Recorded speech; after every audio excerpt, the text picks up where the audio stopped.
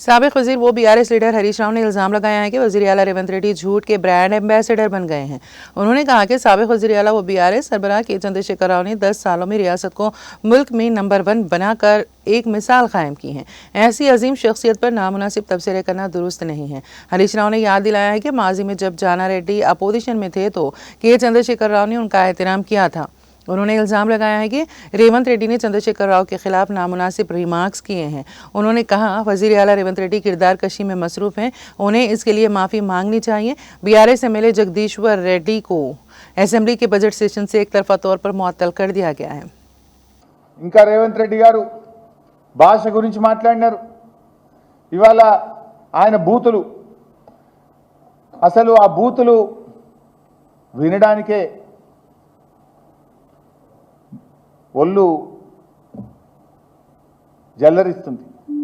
నేను మీకు చూడండి ఆయన బూతులు అసలు ఈ రాష్ట్రంలో నిన్నేదో పెద్ద నీతి మంత్రులు లెక్క మాట్లాడుతున్నాను. ఏమని ఇట్లా మాట్లాడొచ్చునా, ఈ రకంగా మాట్లాడితే మంచిదేనా అని చెప్పి నిన్న మాట్లాడుతుండు.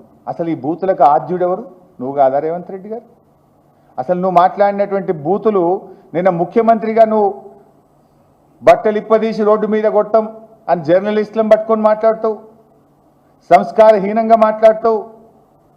అసలు గతంలో రేవంత్ రెడ్డి గారు మాట్లాడిన భాష ఒక్కసారి చూసినాకనే మాట్లాడతాడు. ఆంజయ్ బాబు షార్ట్గా పెట్టు.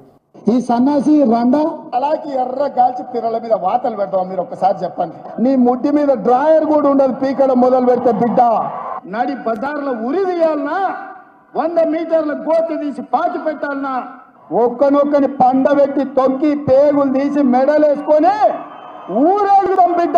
లోపల నా కొడుకులు ఛానళ్ళు ఉన్నాయి కదా అని అడ్డగోలు చేస్తే చూసుకుంటూ ఊకుంటా అంటారు.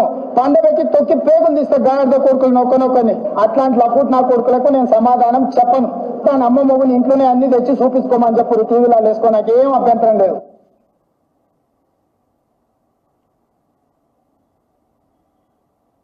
నెత్తి మీద కాలు పెట్టి తొక్కకపోతే గుండు కొట్టించుకుంటా అక్కనే నా కొడుకల్లారా రాండి. అట్లనే తెలంగాణ ప్రజలు అడవి పందుల్ని అయ్యో అరే సన్నాసుడా కార్యకర్తలు వాళ్ళని పట్టుకొని యాప చెట్టు కట్టేసి లాగుల తొండలు ఇచ్చి కొడతారని చెప్పి బోర్ల పక్కన పండబెట్టి తొక్కుతాం. వేముల వీరేశాన్ని నల్గొండ క్లాక్ టవర్ దగ్గర బట్టలు పదిసి పిర్రలు వాళ్ళ దగ్గర కొడితే ఎట్లా జవాబు చెప్పాలి? గట్లనే చెప్పాం. మూసిగేసుకొని వస్తే మూసుకు ఊడవికి బట్టలు గుడ్డలు కూడా తీసి కొడతా అని చెప్తున్నాను. ఇంకా చాలున్నాయి.